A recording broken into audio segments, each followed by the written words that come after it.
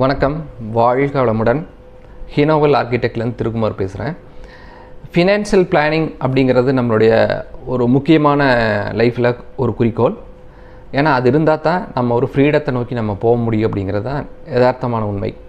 ரெண்டாவது, ஒரு peaceful life வேணும்னா நிச்சயமாக நம்ம ஒரு ஃபினான்ஷியல் பிளானிங் வந்து வச்சுருக்கணும். இந்த ஃபினான்ஷியல் பிளானிங்கில் 3 விதமான விஷயங்களை நம்ம கண்டிப்பாக ஃபாலோ பண்ண வேண்டியது இருக்குது. என்னென்னு கேட்டிங்கன்னா, பேசிக்காக இருக்கிற ஒன்று லைஃப் கவரேஜ் வேணும், ரெண்டாவது ஹெல்த் கவரேஜ் வேணும், மூணாவது நம்ம வெல்த் க்ரியேட் பண்ணான இன்வெஸ்ட்மெண்ட் வேணும். ஸோ இந்த வீடியோவில் இதில் ஒரு பார்ட்டாக இருக்கிற ஹெல்த் இன்சூரன்ஸை தான் வந்து நம்ம இந்த இடத்துல பார்க்குறோம். ஏன் அப்படின்னா, நம்ம எவ்வளோ கஷ்டப்பட்டு ஸ்டெப் பை ஸ்டெப்பாக உருவாக்குனாலும் கூட அந்த அசட் வந்து காணாமல் போகிறதுக்கு வாய்ப்பு இருக்குது. ஏன்னா எல்லாத்துக்குமே தெரியும் இன்றைக்கி இருக்கிற மெடிக்கல் எக்ஸ்பென்ஸ் வந்து எவ்வளோ காஸ்ட்லி அப்படின்னு சொல்லிட்டு. அப்போது எப்படி எல்லோரும் என்ன லைக் பண்ணுறாங்க, கொஞ்சம் உடம்பு சரியில்லை, ஏதாவது ஒரு மருத்துவ செலவு வந்துடுச்சு அல்லது ஒரு விபத்து ஆற்பட்டுச்சுன்னா, இப்போ கோயம்புத்தூர் அப்படின்னு சொல்லி எடுத்தோம்னா உதாரணத்துக்காக ஒரு இங்கே இருக்கிற பெரிய ஹாஸ்பிட்டல் போகணும்னு நம்ம நினைக்கிறோம். சென்னை எடுத்துனா சென்னையில் இருக்கிற பெரிய ஹாஸ்பிட்டல் போகணும்னு நினைக்கிறேன். பெங்களூர்னால் பெங்களூருக்கு போகணும். அப்போது அங்கே போனால் எதுக்கு எவ்வளோ காஸ்ட் ஆகுங்கிறது ஓரளவுக்கு எல்லாத்துக்கும் தெரியும். இப்போ நம்ம வந்து ஜிஹெச்சில் போய் அட்மிட் ஆகுங்களை பற்றி நம்ம மெடிக்கல் இன்சூரன்ஸ் பற்றி பேசவே இல்லை. ஏன்னா கோடிக்கணக்கான மக்கள் இன்றைக்கும் ஜிஹெச்சில் வந்து போய் ட்ரீட்மெண்ட் எடுத்துகிட்டு தான் இருக்காங்க. ஸோ அவங்களுக்கு வந்து ஒரு மருத்துவ காப்பீடு வேணுங்கிற அவசியம் இல்லை. நம்ம வந்து ஒரு லட்சங்களை கோடிகளை நம்ம வந்து நம்ம வாழ்க்கையில் வந்து நமக்கோ நம்ம சந்ததிக்கோ சேர்த்தோன்னு நினைக்கிற நம்ம அந்த திட்டத்துக்கு எந்த பங்கமும் வந்துடக்கூடாது. அப்படின்னா தவிர்க்க முடியாத ஒரு அங்கமாக இந்த மருத்துவ காப்பீடு இருக்குது. ஒரு நாளில் அல்லது ஒரு வாரத்தில் ஒரு 10 நாளில் பல லட்சங்களை ஏன் கோடிகளையும் கூட கொண்டு போயிருக்கோ இந்த மருத்துவ செலவு வந்து இன்றைக்கி இருக்குது. எனக்கெல்லாம் எதுவுமே ஆகாதுங்க, நான் யோகா பண்ணிகிட்ருக்கிறேன், இல்லை நான் டயட்டில் இருக்கிறேன் அப்படி சொன்னால் நிறைய பேர் வந்து பல லட்சங்களை வந்து செலவு பண்ணாங்க. எனக்கு தெரிஞ்சு நான் ஒரு சமீபத்தில் எங்களுடைய சொந்தக்காரங்க கூட ஒரு லைஃப் இன்சூரன்ஸு போட்டுக்குங்கன்னு சொல்லி நம்ம சொன்னப்போ அங்கே போனால் மெடிக்கல் எக்ஸ்பென்ஸ் எடுத்து சொல்லுவேன்னு சொன்னார்.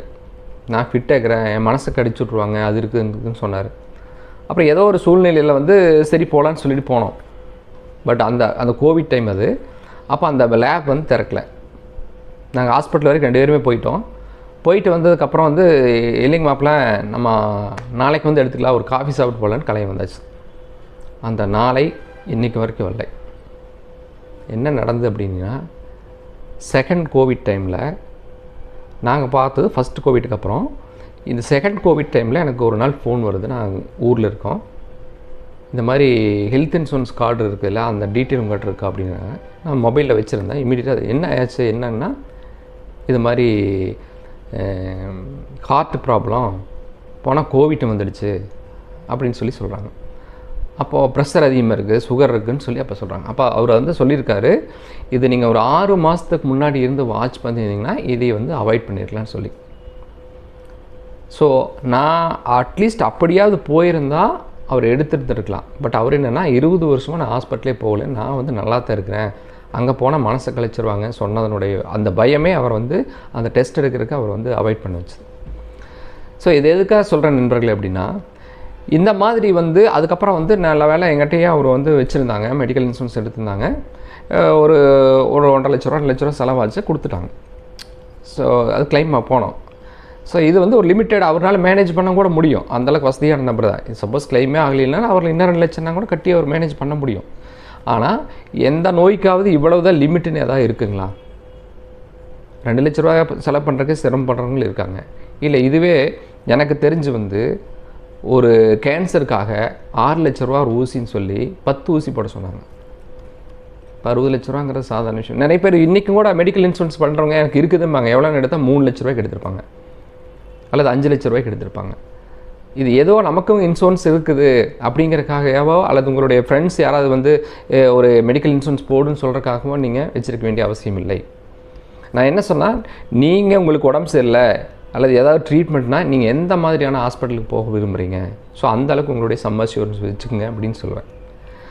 ஸோ இங்கே நம்ம என்ன பார்க்குறதுனா, இருக்கிறதுல நிறையா கம்பெனி இருக்குது, அதில் வந்து எது பெஸ்ட் அப்படின்னு நாம் ஒரு சில பேராமீட்டர்ஸ் வந்து நம்ம பார்க்க வேண்டியதாக இருக்குது. இந்த மாதிரி போகிறப்ப நமக்கான கிளைம்ஸ் வந்து பக்காவாக இருக்குமா, என்னென்ன பெனிஃபிட்ஸ் இருக்குது அப்படிங்கிறதெல்லாம் பார்க்க வேண்டியது. ஸோ எனக்கு தெரிஞ்ச ஒரு ப்ராடக்ட் என்னன்னா டாட்டா ஏஜில் மெடிக்கேர் ப்ரீமியம்னு சொல்லிட்டு ஒரு பாலிசி இருக்குது. அதில் பார்த்தீங்கன்னா எனி ரூம் கேட்டகரி இருக்குது. அதே மாதிரி நீங்கள் வந்து நோ கிளைம் போனஸ் வந்து என்ஜாய் பண்ணலாம். எப்படின்னா ஒரு வருஷத்தில் 50%, 2வது வருஷங்கிற 100% கொடுத்துறாங்க. ஓபி பார்த்துக்கலாம். 2 இயர்ஸ் நீங்கள் அந்த இதில் இருந்தீங்கன்னா ஓபி வந்து 5000 வரைக்கும் நீங்கள் பார்த்துக்க முடியும். டென்டல் பார்த்துக்கலாம். நிறைய பாலிசியில் இது இருக்காது. டென்டல் பார்த்துக்கலாம். அப்புறம் வந்து கன்சூமர் லைட்டுன்னு சொல்லிட்டு எதுவும் டிடக்ட் பண்ண மாட்டாங்க. நமக்கு வந்து என்ன கிளைமோ அது வந்து அப்படியே கிடைக்கிறதுக்கு வாய்ப்பு இருக்குது. இன்னொன்று முக்கியமானது குளோபல் கவர். நீங்கள் என்ன பிரச்சனைங்கிறது இந்தியாவில் டயக்னோஸ் பண்ணிட்டீங்கன்னா நீங்கள் எந்த கண்ட்ரியில் வேணாலும் போய் அது ட்ரீட்மெண்ட் எடுத்துக்க முடியும்.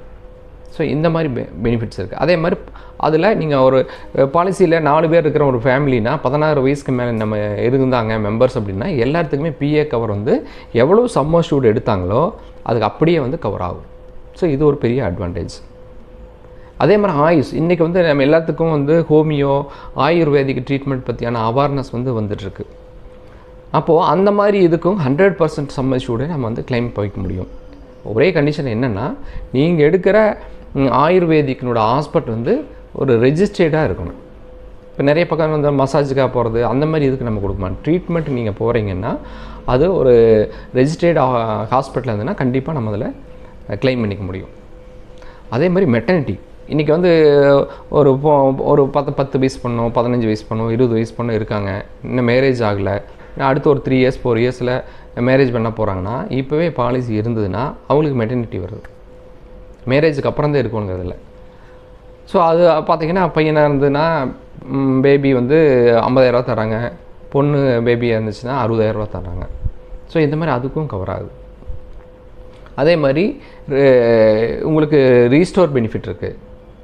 மெடிக்கல் செக்கப் தராங்க. அது ஒரு என்னென்னா நீங்கள் எவ்ரி இயர் வந்து நீங்கள் கிளைம் பண்ணாலும் பண்ணலினாலும் ஈவன் நீங்கள் பாலிசி போட்ட 31வது நாளுக்கு அப்புறம் கூட நீங்கள் 10,000 வரைக்கும் போய் நீங்கள் மெடிக்கல் செக்கப் பண்ணிக்கலாம்.